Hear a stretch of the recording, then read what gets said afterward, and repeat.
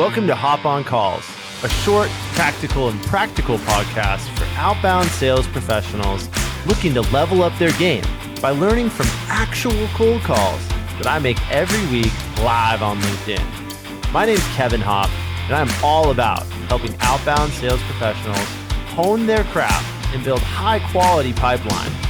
Let's dive right in and see what we can learn in this episode. Howdy, everybody. Kevin Hopp coming to you live with Hop on Calls powered by Kixi. Big shout out to our sponsor, Kixi, your all-in-one business telephony solution. We're going to be using the Power Dialer feature today, but you can simply, easily build multi-channel campaigns inside of Kixi where you can use text messaging.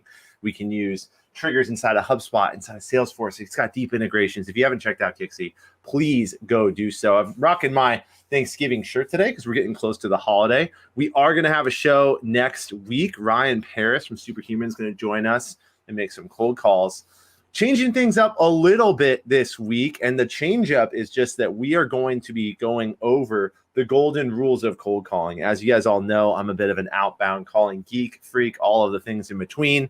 What that means is I have an entire set of rules that I use when I teach cold calling. I'm going to give you guys a free masterclass and what that looks like while simultaneously cold calling, going outbound, right? So that's what we're going to do today. We're going to do two things at once, and we're going to take theory, which you guys see a lot of on LinkedIn.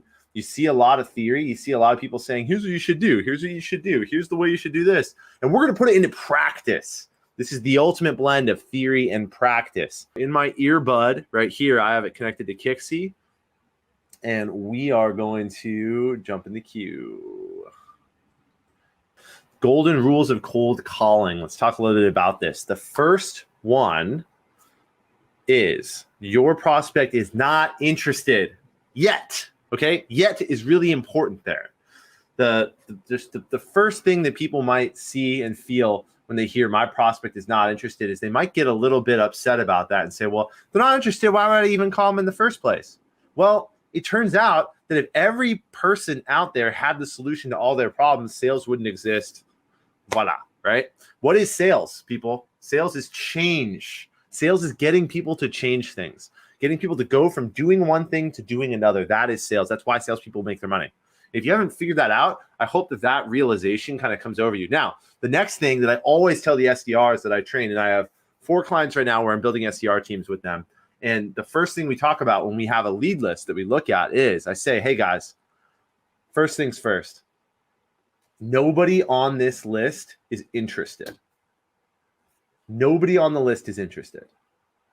Now that we know that, what should we do now? Okay, so now if we know no one's interested, now when they tell me on the phone, yeah, I'm not interested, we are not, oh my God, you're not interested?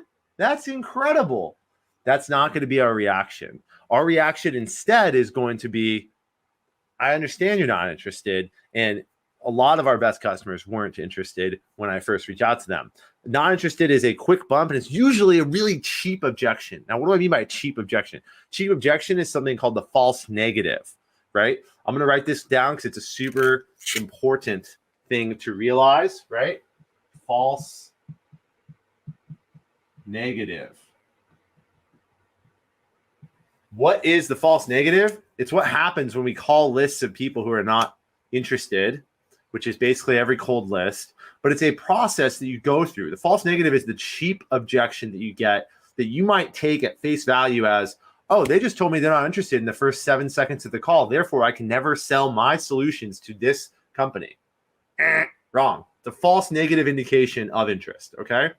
False negative means it's an incorrect feeling you're going to get from an interaction. The most common reasons that people say they're not interested, and the most common reasons for a false negative is because people are busy. They're just busy, right? They're busy and they get someone in the ear and they go, I'm not interested.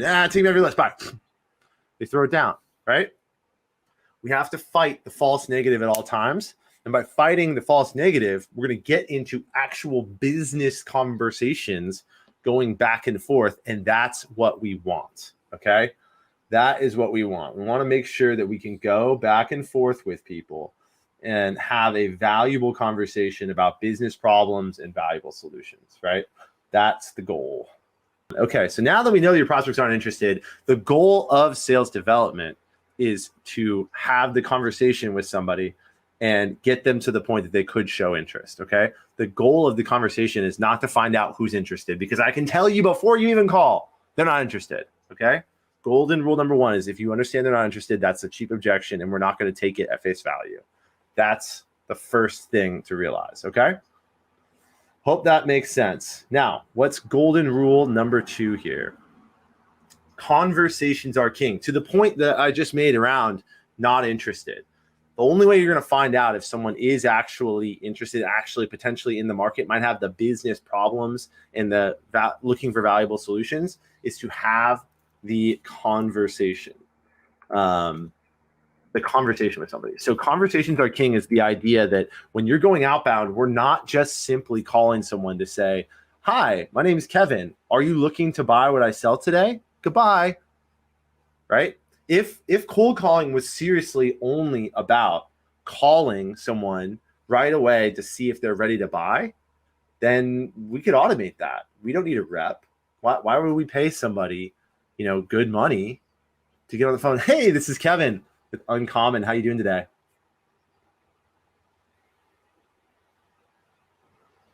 Oh, shoot. She dropped off. Hold on. Yeah, she dropped off there. I think we're going to double tap this lady, though. You ready? Boop-a-doo. Click redial target and Kixie. Irene.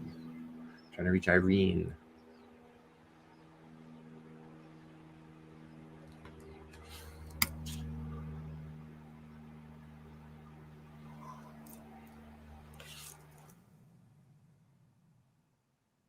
And she didn't pick up. All right. Well, I thought we had an exciting little callback there. I did hear her say hello, and then she dropped off right away. That's going to happen. That is going to happen. Okay, so conversations are king. This is the idea that when we are calling people, the goal is to have a straight up back and forth conversation. It's not to show up, pitch our product, hope they say they're ready, and leave, right? That is not how it works. Hey, this is Kevin. I was looking for Sergio. Who? Yes. Sergio, how you doing? I can hear a lot of background noise. Yeah. Yeah, Sergio, might not be a good time to chat, huh? Who's this? Yeah, my name's Kevin. I'm with Uncommon. But hey, it sounds like I caught you at a bad time. I'll reach out another time. All right. Whoa. So that guy, so this is a really little fun example, right? When you pop into a cold call and you can't even hear what they're saying, and there's so much background noise and like things going on, which this guy sounded like he was getting his house redone. Who knows? But when you can't hear what they're saying, a lot of reps, because they're so excited they just got into the conversation, they're trying to have conversations, right? Trying to have conversations. They will pitch and they will move forward and be like, okay, so I can't really hear you, but so I'm calling with blah, blah, blah, and we did that. And then the person on the end of the line is just sitting there like this, like, they can't hear you if they can't. They only pick up the phone because they have this general curiosity of, this person could be giving me money, telling me something about my family. It could be the police. It could be, right? The reasons that people pick up the phone when they're not in a good situation to pick up the phone is this insatiable curiosity that humans have, right? And all of you listening out there that make cold calls, you know what I'm talking about. People pick up the phone when they're very busy, when they're literally like, I got 2 things of coffee over here. I got the dog. I got a little kid strapped to my back. I'm walking up a mountain in the snow. They will drop the dog and the coffee to pick up a cold call and say, hello, who is this? And you're like, oh my God, like, are you in a good place to talk? Like, why did you pick up the phone? I don't understand, right? They will do that because there is a deep seated, like, I argue it's like, this evolutionary thing in us to be so curious about who's calling us. Someone's calling on you. It's like, ooh, yeah, right? People love to answer questions, right? What's the thing that every 16-year-old girl does on Facebook and Instagram? AMA, ask me anything. AMA, everyone loves to answer questions. And a cold call is like a question. They want to answer it. They want to know, who is this? But they are not ready. They are not ready to have the actual conversation. All right, so let's move on here in my dials. Boom, boom. Sergio was not ready for a conversation. I'm cool with that. Conversations are king is our second golden rule of cold calling.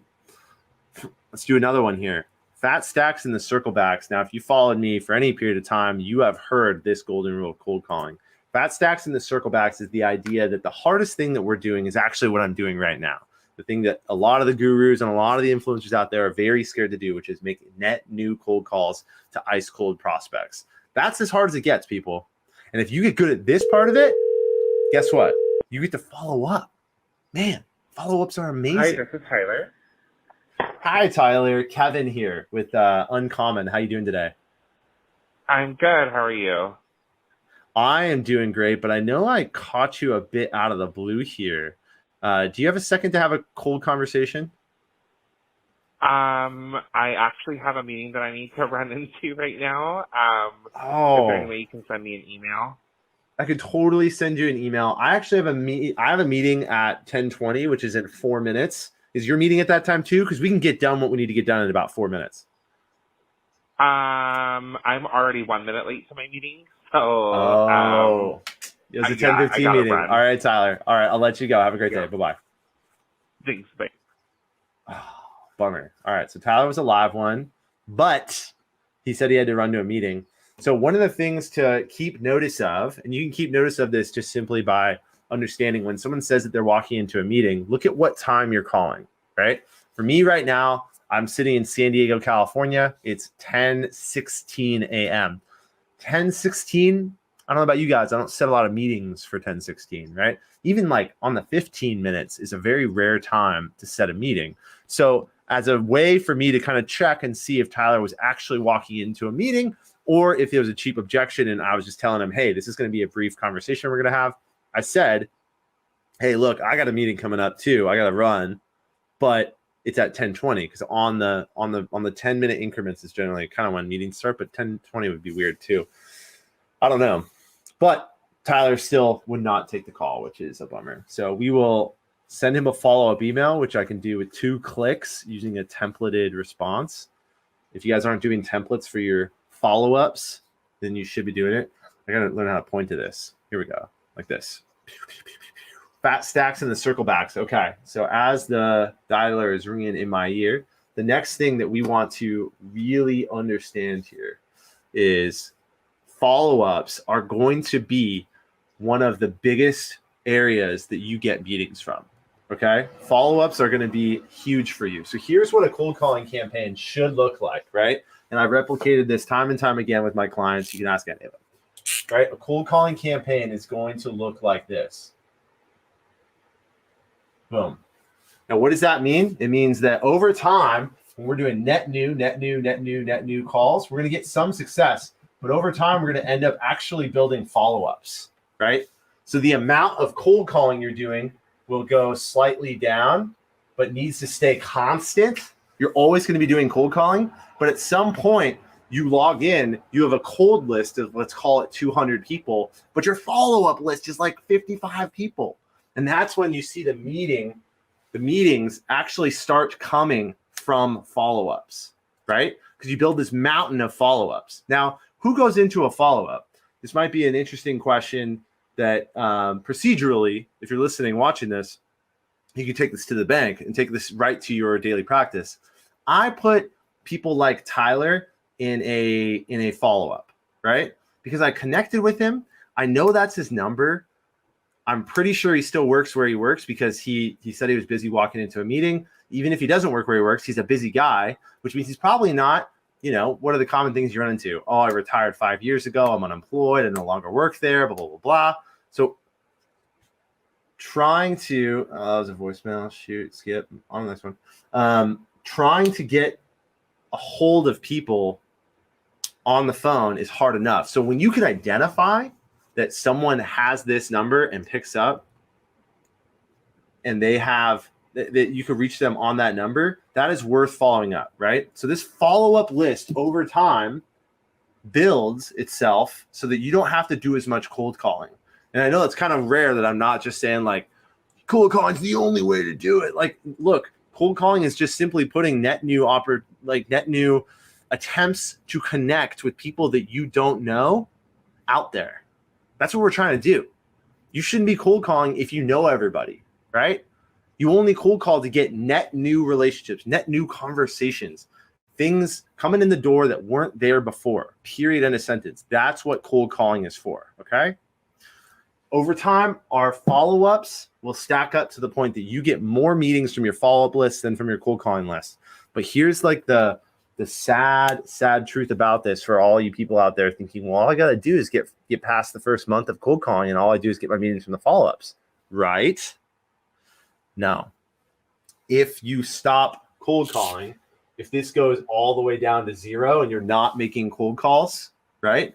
So here's cold calls, and here's follow-ups, FU. You don't have a lot of them to start. If you stop cold calling, this is like 0 calls, your follow-ups will tank, right? It's a funnel. It's a funnel.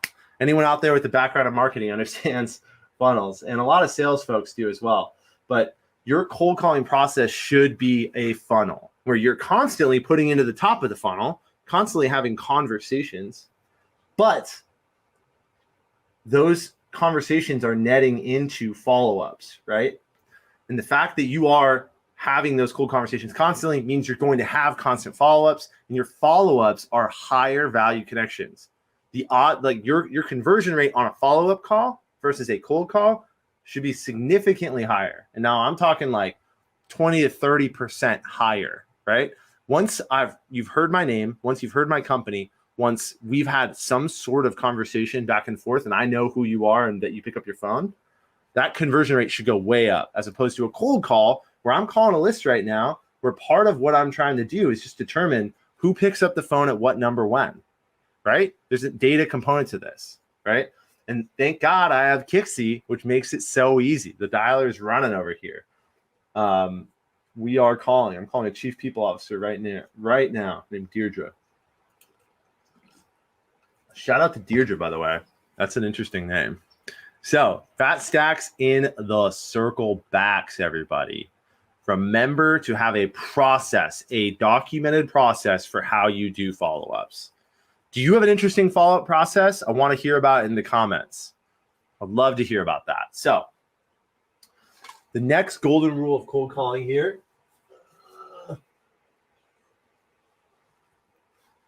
Business problems and valuable solutions. Anyone that's worked with me in a coaching capacity has seen me do this. And probably a lot of you tuning into the live have seen me do this.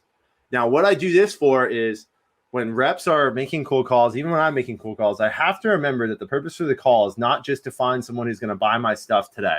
The purpose of the call is not to throw up a pitch and have them go, yes, I want to buy, yeah. The purpose of the call is to have conversations, remember conversations are king, about business problems and valuable solutions, right? So oftentimes when I'm coaching BDRs, they'll get off of the call, and I'll ask them, what did we find there? On Zoom, I'm like, hey, what did you find there? And if they can't name for me a business problem or a potential valuable solution that prospect is actually interested in based on what they said, then they shouldn't book the meeting, right? I think one of the most common mistakes you find reps making is they go to book the meeting. Coffee is for closers, close on every single call. Every single cold call, you're just trying to book a meeting. You shouldn't. You should not be booking a call if it doesn't make sense. If there's no business problem or valuable solution that you have found, okay? That is king. Business problems and valuable solutions. And that's all we got for today's episode of Hop on Calls, powered by Kixie. Be sure to tune into the live recordings every Tuesday on LinkedIn. Would love to have your comments, reactions, questions. It's a really good learning environment for anyone that is looking to do outbound sales better. If your organization is actively focusing on this, feel free to reach out to me, Kevin Hopp, on LinkedIn, or go to hoppconsultinggroup.com. I'll see you next time. Cheers.